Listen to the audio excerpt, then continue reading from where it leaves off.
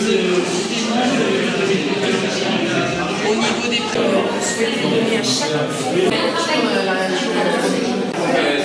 la bande verte,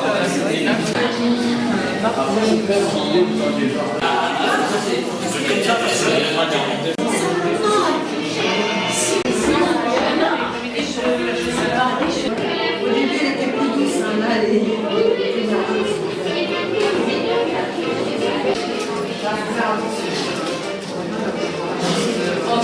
Combien de participants à ce concours?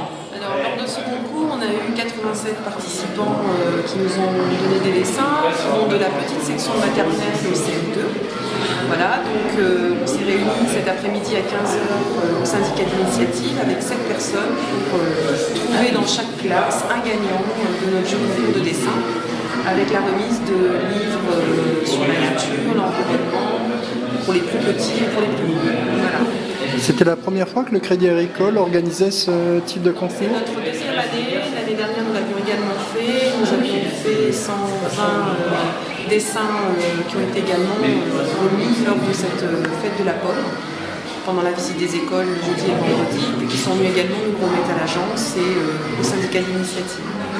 Je vous ai entendu tout à l'heure dire que ces dessins seraient exposés. Oui, ils vont être exposés effectivement à l'agence du Crédit Agricole jusqu'à la fin de l'année, jusqu'au 31 décembre. On a souhaité également demander aux maîtresses des écoles des alentours d'exposer également les œuvres qui ont été réalisées dans les écoles, parce qu'il y a vraiment des choses très très belles qui ont été faites, pour les mettre en valeur aussi par rapport à cette fête de la pomme et du champignon. Donc on a eu le passage de 800 élèves lors de la fête de la pomme avec leurs écoles, et toutes les écoles du canton ont pu participer au concours de dessin puisqu'on avait remis des bulletins jeux à l'ensemble des écoles du canton. Merci. Bonjour Michel Thomas, vous êtes le président du syndicat d'initiative de la Loupe. Vous êtes l'organisateur de la fête de la pomme et du champignon. Votre sentiment sur cette première journée? Écoutez, cette première journée s'est déroulée dans un contexte météorologique un peu compliqué parce qu'il a plu toute la journée. Donc on a autant d'exposants en intérieur qu'à l'extérieur. Si ceux qui sont à l'intérieur n'ont pas subi les avaries, il se trouve que ceux qui étaient à l'extérieur ont dû quand même s'armer de beaucoup de patience et de courage pour affronter la pluie. Nous avons quand même eu beaucoup de visiteurs, beaucoup plus d'ailleurs que je ne le craignais avec justement cette pluie qui tombait de façon très drue. Et une bonne ambiance générale, une sympathie de beaucoup de personnes qui sont attachées à cette fête de la pomme qui en est à sa 6e version. 6e édition de la fête de la pomme et du champignon. Tout à fait, c'est la 6e. Chaque année, donc, il y a un thème. Donc, cette année, c'est le champignon. Les autres années, l'année dernière, c'était le chocolat. Les années précédentes, il y a eu le pain, enfin bref. Et donc, pour l'année prochaine, il faut qu'on trouve un autre thème qui accompagne la pomme. Donc, on est en train de chercher.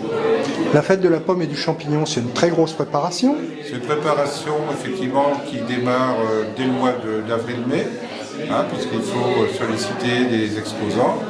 Bon, il faut une organisation précise, parce qu'il faut placer tout le monde, entre ceux qui demandent plus d'être à l'intérieur du château, d'autres qui sont plus tentés d'être dans des barnums pour des raisons diverses et variées. Donc c'est effectivement une préparation.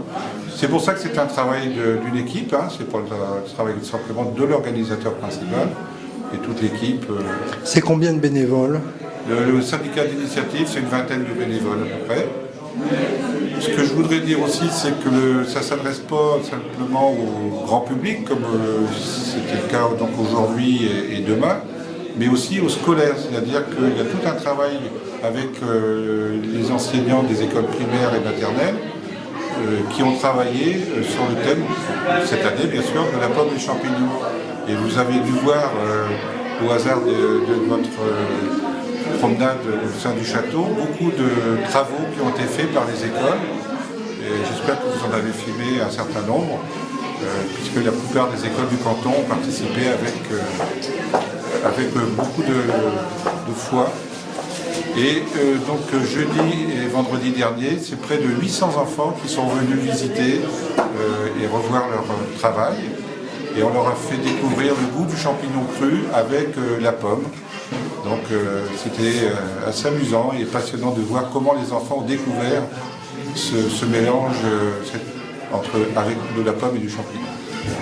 Alors j'ai vu qu'il y avait beaucoup d'exposants, combien? Nous avons plus de 50 exposants qui étaient prévus.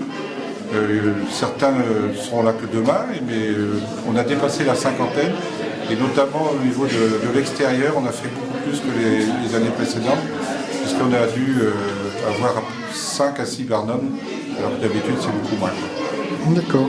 Et j'ai vu qu'il y avait des associations aussi? Alors il y a effectivement, comme le thème c'est le champignon, il y a la société mycologique, l'UPN, qui est très forte sur ce thème-là, à un stand complet, et présente, je crois, entre 150 et 200 sortes de champignons différents. Ils seront encore là demain, bien entendu. Sachant que demain matin, ils font une sortie champignons, et donc ils devraient en ajouter quelques-uns. D'accord. Merci beaucoup. Bonne soirée, Merci. Michel Thomas.